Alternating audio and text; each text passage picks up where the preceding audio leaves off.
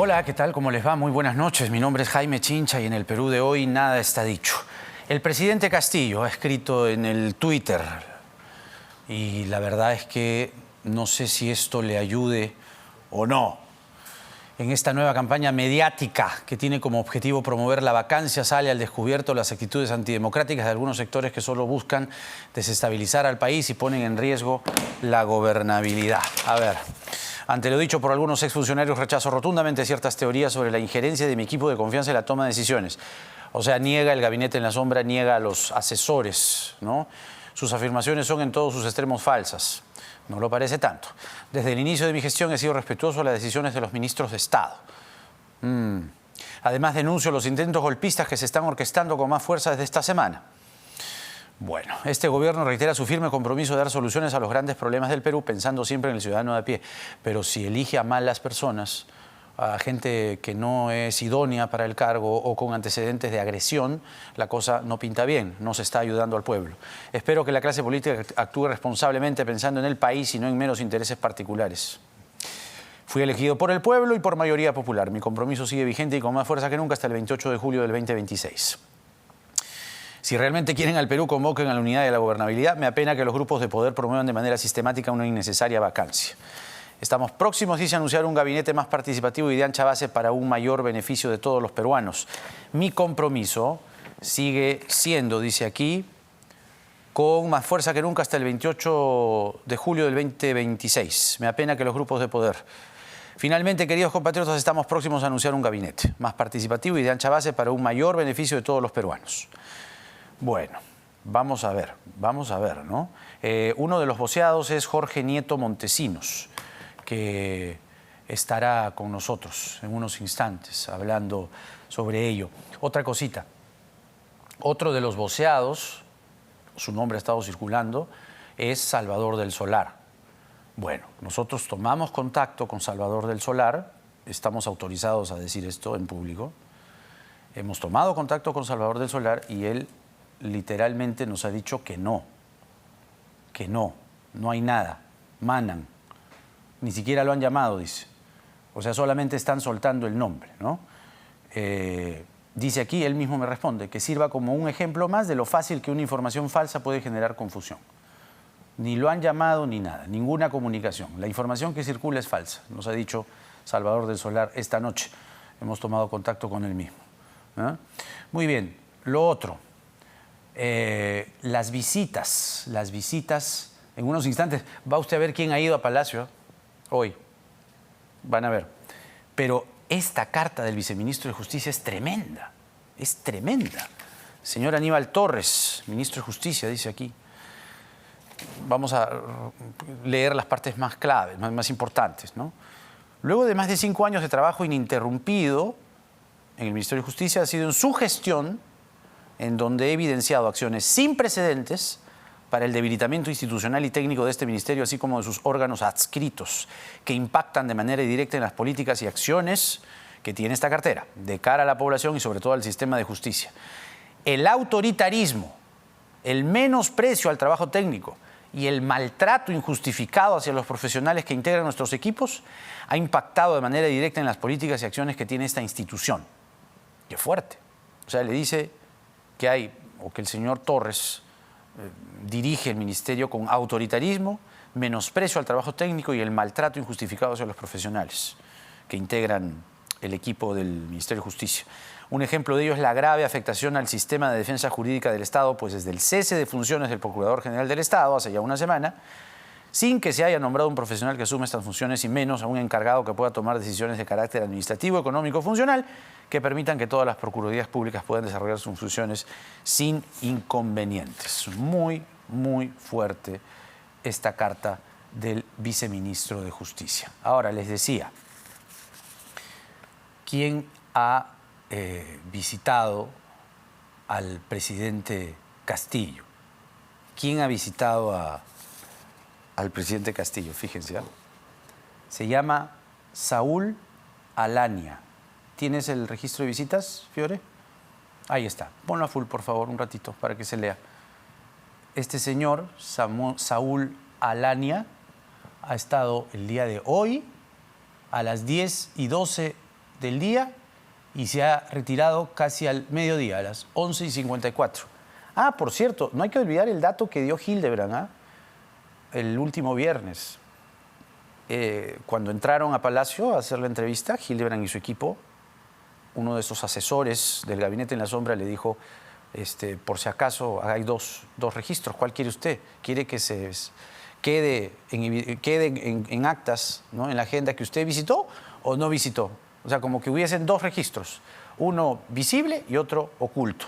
Así estamos. Pero volvamos a este tema. Saúl Alania es un especialista en autosanación que visitó a Castillo, ¿no?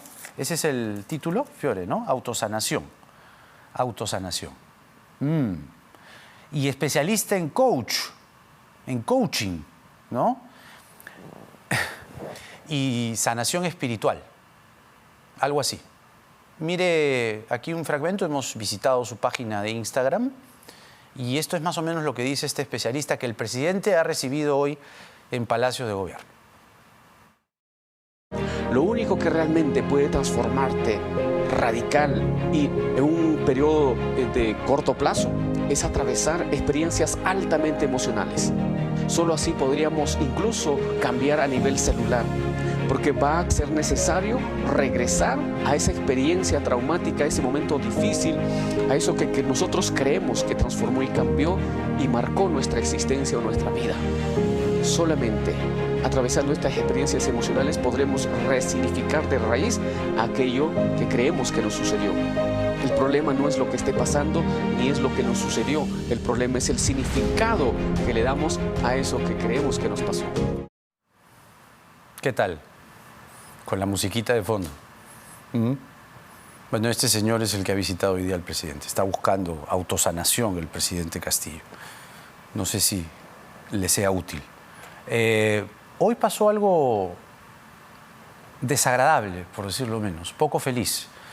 La señora Mari Carmen Alba, presidenta del Congreso, se la agarró con una alcaldesa que reclamaba un dictamen que se había aprobado en la Comisión de Constitución y la señora, la verdad que dijo no solo deslices, sino cosas muy prepotentes e inexactas.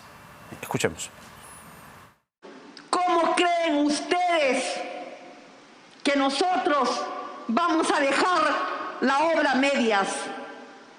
Después que tenemos un contrato con la empresa, quiere decir que quieren dejar elefantes blancos. No se encuentra en este momento la señora presidenta de la Comisión de la Constitución, doctora Patricia Juárez, que hubiera querido que esté sentada acá. ¿Quién es la causante para esto? Porque no es posible por favor. que de esa manera... Alcaldesa. Está bien. En esta reunión, un ratito. Ustedes están aquí en mi casa, ¿no? Le exijo, primero, respeto. Esta es una conversación entre congresistas, alcaldes, ¿no?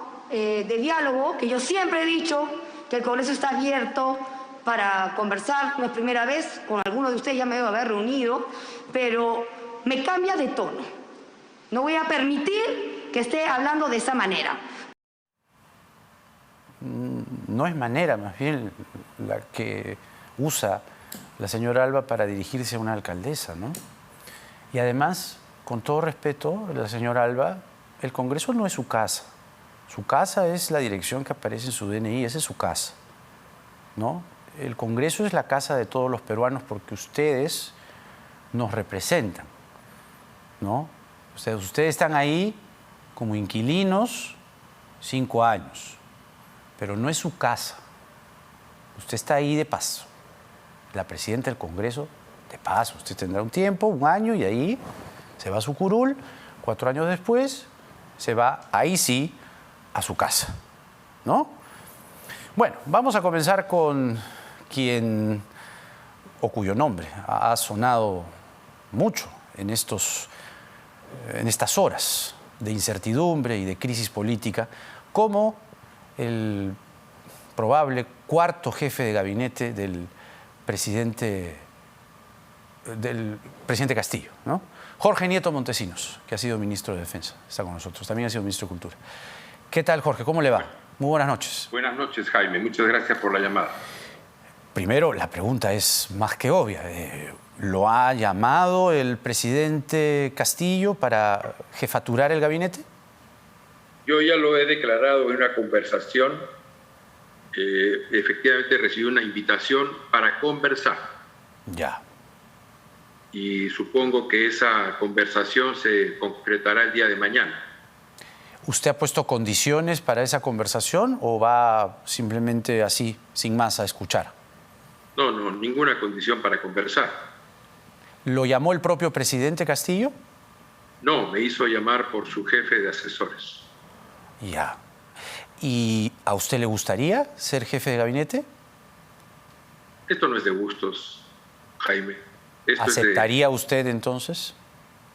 Bueno, depende, pues. ¿De qué? Porque hay que definir un rumbo, hay que definir cuáles son los términos y condiciones, hay que ver si hay una renovación sustantiva del gabinete, supliendo a aquellos ministros que no tienen o las calidades o están haciendo cosas que no son correctas, y hay que evitar que el gabinete sea sustituido por alguna forma de gobierno secreto o clandestino, como lo han denunciado la ex primera ministra o el secretario de gobierno renunciante.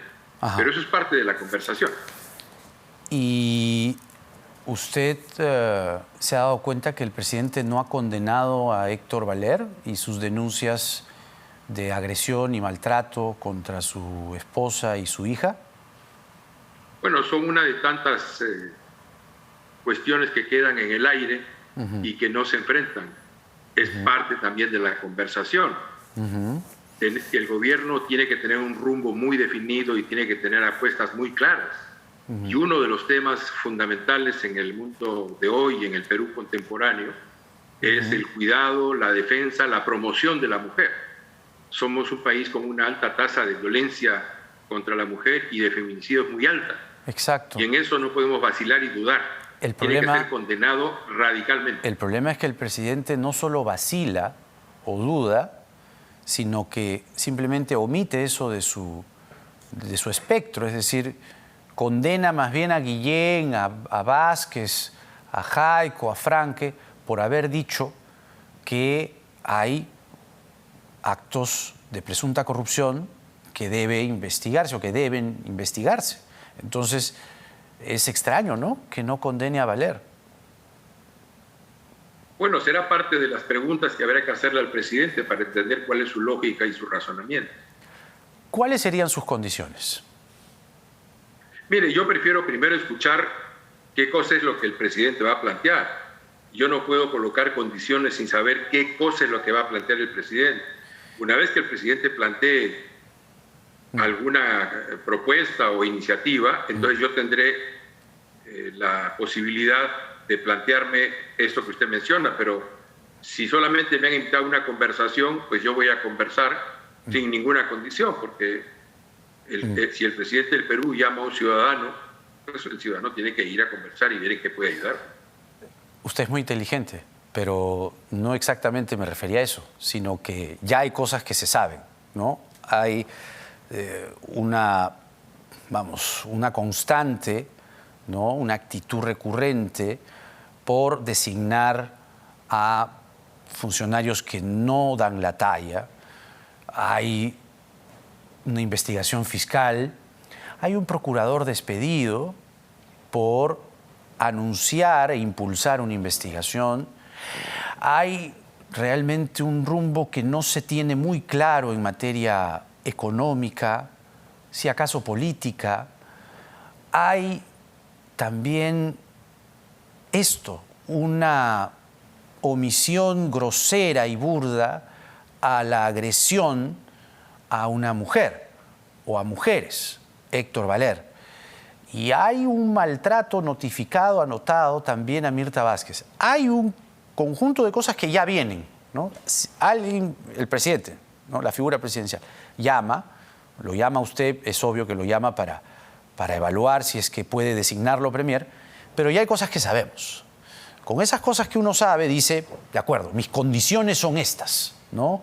No esto, no aquello. Por ejemplo, los asesores, el llamado gabinete en la sombra. ¿Usted trabajaría con ese gabinete en la sombra o no? Bueno, le vuelvo a repetir, no sé cuál va a ser la propuesta del presidente, bueno, pero hay cosas, como usted dice, que son obvias. Sí. Una cosa que es obvia es que han aparecido rastros, trazas de eventual complicación del presidente con algunas personas que hacen de profesión la defensa de intereses, lobbies. Claro. Y luego de eso han resultado contratos que además han sido echados en reversa por funcionarios que han elaborado informes y que luego han sido despedidos, tanto en transporte como en Petroperú. De modo que ahí hay un área que es muy importante conversar con el presidente, porque él tiene que ser consciente, y uno tiene que decírselo, que parte del problema que tiene el gobierno es la legitimidad de la propia figura presidencial. Sin que esa figura presidencial reconstruya una legitimidad y se aleje de toda sospecha, es bien difícil que se pueda desarrollar iniciativas, porque está ahí ese tema como una basurita debajo de la alfombra que poco a poco se va convirtiendo en un basurón. Entonces, eso es lo que es una de las cosas que hay que conversar.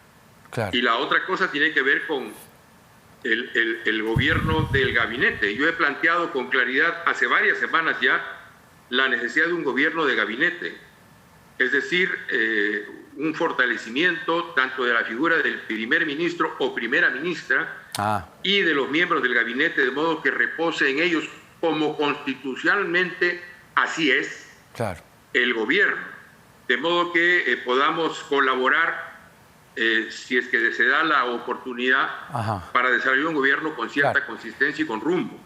Esa sería una condición a la luz de lo que usted está diciendo. Una condición sería, yo tengo un margen de maniobra, no sé si amplio, pero por lo menos importante, y usted, presidente, gobierne, ¿no?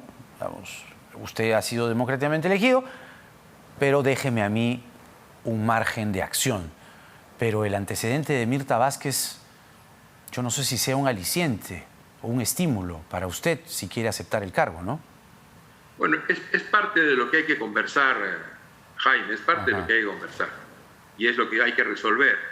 Y esperemos que el presidente esté en la apertura de escuchar voces distintas de la que escucha aparentemente de modo cotidiano, para que pueda enrumbarse mejor ese gobierno. Lo que sí tengo claro es que si el presidente Castillo no responde, no resuelve de manera adecuada esta prolongada crisis que se expresa ahora con la salida del señor Valer y la caída de un gabinete en la práctica, su cuarto, y está yendo a su cuarto gabinete, si no se resuelve de manera adecuada, la cosa puede precipitarse en una dirección muy distinta. Si el presidente Castillo no es capaz de armar un cuarto gabinete, entendiéndose esto de manera tácita que usted no aceptaría, digamos, si eso pasa, el presidente Castillo estaría incapacitado para gobernar, porque gobernar empieza designando gente idónea, ¿no? Porque si no, ¿cómo hace ese equipo de trabajo? Entonces, en eso está fallando desde hace 6 meses. ¿Qué debería pasar? ¿Qué debería suceder? ¿Qué decisión debería tomar el presidente o el Congreso? No sé, dígame usted. Si el señor Castillo debería continuar en el gobierno, pese a que no podría armar un gabinete medianamente sólido y además, como dice usted, con independencia y con un cierto margen de maniobra propio. Gobernar empieza por una visión, por un compromiso con 3 o 4 ideas que uno quiere construir en la realidad. De esa visión, de ese proyecto político, se deriva luego el perfil de quienes deben componer un gabinete. Yo logro el concurso de esta persona, hombre o mujer, porque piensa de tal manera y coincide con lo que yo quiero desarrollar. Esto no es un asunto de personas, por más talentosas que puedan ser. Es un asunto de construcción política. Un gabinete es la expresión de una visión política, la construcción de un sistema de alianzas y un conjunto de mensajes simbólicos a la sociedad. ¿Qué me refiero en esto último? Por ejemplo, un gabinete con pocas mujeres en su composición. Mal mensaje. Mal mensaje en un momento en el cual más bien queremos que hayan políticas de promoción de la mujer, de protección, de eliminación de todo el machismo que permite esta violencia contra las mujeres. Entonces usted incorporaría más mujeres en el gabinete, ¿se entiende? Si usted llega a aceptar la propuesta. Quien quiera que ocupe o que sea llamado a ocupar el cargo de primer ministro tiene que tener una mayor cuota de mujeres en el gabinete. Eso es parte fundamental de lo que estamos haciendo en la democracia peruana. ¿Usted observaría la ley aprobada por el Congreso que descabeza la SUNEDU? Sin ninguna duda. Se ha construido con base en mentiras. No ha habido ningún argumento serio por parte de los proponentes de la ley contra la SUNEDU. Más aún, ha habido el intento de omitir, y de hecho han omitido, el balance de lo que ha pasado en las universidades peruanas desde el 2014 hasta el 2022. Se han incrementado los títulos de licenciatura dentro de los maestros universitarios, los títulos de maestría entre los maestros universitarios, los títulos de doctorado entre los maestros universitarios. Se han incrementado la publicación de revistas científicas. Sí, ¿se ha dado cuenta que el gobierno no tiene una posición, es decir, el que calla otorga, pues, ¿no? Que pareciese que la posición del gobierno hoy por hoy es respaldar la propuesta del Congreso, respaldar el transporte informal. A Silva no lo toca nadie. Si ustedes, PCM, Silva, ¿se mantendría en el MTC o no? Por mí, de ninguna manera. No solamente está el tema del transporte informal, está el tema del intento de darle la licitación a una empresa determinada para la gestión de la red dorsal nacional de fibra óptica, que es un tema fundamental. La gestión del viceministro que fue despedido en pleno Congreso y del director de Pronatel nombrado por ese viceministro resolvió el tema del reglamento que impedía que el Estado usara su propia red. 2.200 millones de dólares invertidos bajo tierra. Y hoy el Estado tiene la posibilidad a costo cero de usar lo que le corresponde, lo que le pertenece, esa red. De modo que las Fuerzas Armadas, el Ministerio de Salud, de Vivienda, de Educación, el Banco de la Nación puedan hacer uso de esa red de modo gratuito porque es del Estado y el Estado paga su operación. Bueno, claro. Esto es lo que está en juego en materia de telecomunicaciones con el ministro Silva, que en mi opinión no debería seguir en ese gabinete. Por eso le digo, Jaime, que lo primero es una visión, una idea de lo que se quiere hacer.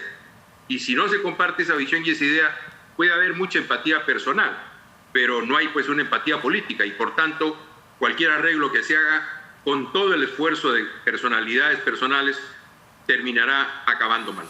¿Usted pondría también como condición llevar otros nombres, llevar otras personas y además, lo más importante, ¿se ha dado cuenta usted que el presidente Castillo es un conservador?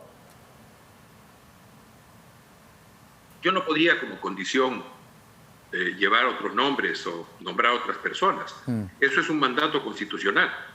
El primer ministro propone y el presidente aprueba. Eso lo dice la Constitución, de modo que en relaciones políticas, en democracia, lo que hay que hacer es cumplir con la Constitución.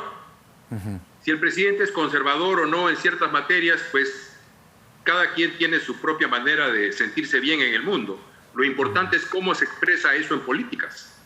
Es que justamente que él no quiera observar la ley del Congreso que descabeza la SUNEDU es un referente altamente preocupante, ¿no? ¿Usted es liberal o conservador? Yo, en temas culturales, soy liberal, sin ninguna duda. ¿Y en algún tema u otros temas es conservador? Creo que en ninguno. ¿Y cómo va a hacer o cómo haría ante esa flagrante contradicción entre un liberal como PCM y un conservador como Castillo? El diálogo y la conversación nos pueden llevar a lugares inusitados. Usted ha conversado muchas veces, mucho con mucha gente, y sabe que la conversación empieza en A y puede terminar en Z. De modo que yo, como político, no me puedo cerrar a las posibilidades. Veremos, conversaremos, y si hay una visión compartida en algunos temas fundamentales, bueno, a lo mejor eso son materia de un acuerdo, pero si no es así, pues no es así. ¿Usted ha visto que hoy día el presidente ha recibido a un especialista en coaching, superación personal y autosanación de nombre Saúl Alania? He escuchado la noticia. ¿Y qué le parece? Mire, yo, por razones de mi trabajo anterior, fui amigo del expresidente Samper de Colombia. Él sufrió un asedio muy fuerte durante su gobierno. Tuvo una presión muy fuerte para poder derribarlo. Y él me contaba que en cierto momento de su gestión, él que es un político cuajado, necesitó el apoyo psicológico de profesionales en la materia para fortalecer su ego en ese momento tan difícil y complicado. Uno puede recurrir al psicoanalista, al ayudante en sanación, al chamán. Hay grupos que han entrado a Palacio de Gobierno, no una vez, sino muchas veces. Sí. De modo que cada quien encuentre la ayuda a ¿Pero través de usted los la mecanismos buscaría? que prefiere. ¿Usted buscaría una ayuda así? ¿Usted buscaría una ayuda así? No, yo no. ¿Y qué le parece que el presidente la busque? Más allá de que cada quien tiene derecho a buscar. Pero ¿a usted qué le parece que el presidente de la República esté buscando un coaching que además no se le conoce mucho antecedente? Bueno, debe sentir pues necesidad de algún apoyo psicológico adicional. ¿Usted, si es jefe de gabinete, aceptaría o mantendría a Aníbal Torres en el Minjus? No creo que ha hecho muy buen papel, la verdad. O sea que no. Yo creo que el gabinete necesita una remoción muy fuerte. Y eso es justamente de lo que se trata de conversar. Y si el presidente está consciente de que necesita una operación mayor en su cuerpo de gabinete. ¿Usted aceptaría a algún militante de Perú Libre en el gabinete? Si es una persona honesta y que escuadra con una cartera determinada, ¿por qué no? Además son 37 votos en el Congreso. Ah, ese es un punto importante. Eso también es lo muy dice, importante. Eso también lo dice Yo he Vladimir hablado de Cerrón. gobierno de gabinete fundado en una coalición parlamentaria de gobierno. Claro, para que le dé estabilidad. Eso de los votos en el Congreso también lo ha dicho Vladimir Cerrón. Pero los antecedentes que hay de militantes de Perú Libre no son precisamente los mejores, ¿no? Y parece que no ha habido una preocupación muy intensa por la capacitación profesional de los militantes. Pero si se necesita y si es importante como parte de la composición de un acuerdo, uno no debe negarse a nada. Pero siempre y cuando cumpla con los requisitos, pues mínimo, ¿no? Porque lo que parece aquí advertirse es un cuoteo. Tienen que estar determinada cantidad de militantes, ¿no? Por eso le decía a Jaime, si es profesionalmente competente, honesto y cuadra con alguno de los requisitos de alguna de las carteras. Una cosa adicional, señor Nieto. En la radio acaba de decir el congresista Edgar Tello, que es de Perú Libre, que le han ofrecido el primerato a Valdemar Cerrón. También. En esas condiciones, usted, como no sabe exactamente qué le van a plantear mañana, ¿aceptaría ser ministro, no necesariamente premier? ¿O usted solo aceptaría ser ministro? Primer ministro. Jaime, no voy a especular. Primero escucharé al presidente. Un político resuelve sobre hechos. Las especulaciones están bien para cuando uno hace comentarios. No es una especulación, resuelve sobre hechos. Es una probabilidad. Hay una probabilidad de que le propongan el primerato. Hay una probabilidad que le propongan un ministerio. Lo que dicen los rumores durante todo el día y algunos datos sueltos, y usted mismo lo está confirmando, usted está confirmando la llamada, pero lo que dicen los rumores es que usted sería premier. Pero claro, ya salen los de Perú Libre a decir, a Valdemar también. Entonces, ¿usted en esas condiciones aceptaría alguna cartera o no? Es parte del juego político, Jaime. Yo prefiero esperar, si es que se da, a la conversación con el presidente y en función de eso hacer una idea clara de lo que uno tiene que hacer. Jorge Nieto Montesinos se reúne mañana con el presidente Castillo. ¿A qué hora? No lo sé todavía, me ha quedado en confirmar. Ah, ya, muy bien. Que lo anoten en la agenda, no vaya a ser que lo quieran anotar en una agenda oculta, como ha dicho Hildebrand el otro día en su semanario. Por mi estatura y por mi volumen, es difícil que pase desapercibido ingresando a Palacio de Gobierno. No iba por ahí, sino porque le ofrecían los funcionarios. ¿Usted quiere que aparezca su nombre o quiere que no aparezca su nombre? Yo por la legal, Jaime, siempre por la legal. Y eso tendría que arreglarse también, ¿no? Por supuesto. Porque mire usted, Mirta Vázquez ofreció la lista de Zarratea y ese fue el quiebre. Nunca había lista, nunca hubo lista. Ese problemita, ¿cómo lo arreglaría usted? Le he dicho en la primera parte de nuestra conversación que hay un tema que hay que resolver y aclarar. No pueden haber acusaciones contra la figura presidencial que no tengan alguna explicación medianamente creíble. La única explicación que se ha dado en este tiempo es el señor Pacheco, que ha dicho que se reunía con la señora Karelyn López para discutir una gran chocolatada nacional. Yo no me como ese cuento. Varias cosas va a tener que hablar usted con el presidente. Vamos a ver a qué horas le confirman la reunión. Muchas gracias por esta entrevista, Jorge, que le vaya muy bien. Gracias a usted, Jaime. Buenas noches. Muy amable. Jorge Nieto Montesinos, uno de los voceados para el premierato. Repito, Edgar Tello de Perú Libre en la radio acaba de decir que le han propuesto el premierato a Valdemar Cerrón. Pero Valdemar Cerrón fue por 4 minutos premier en el Twitter, pues. ¿Se acuerdan o no? Él quiso despistarnos diciendo que le habían hackeado la cuenta. Parece que se llenó de entusiasmo y lo puso, era su cuenta. Era su cuenta. Lo vimos esa misma noche. Bueno, vamos a la pausa y regresamos hablando de idoneidad, hablando de quiénes o cuál es el perfil, ¿no? El peso político, técnico que debe tener un ministro. Hoy exministros, ministra, exviceministros, exfuncionarios le piden al presidente Castillo designar a personas calificadas en el MINAM. Uno de ellos, o uno de los que firma, es Gabriel Quijandría, que ha sido ministro del Ambiente. Y luego el doctor Elmer Huerta para hablar del primer año. Hace exactamente un año comenzaron a llegar las vacunas, porque nada está dicho.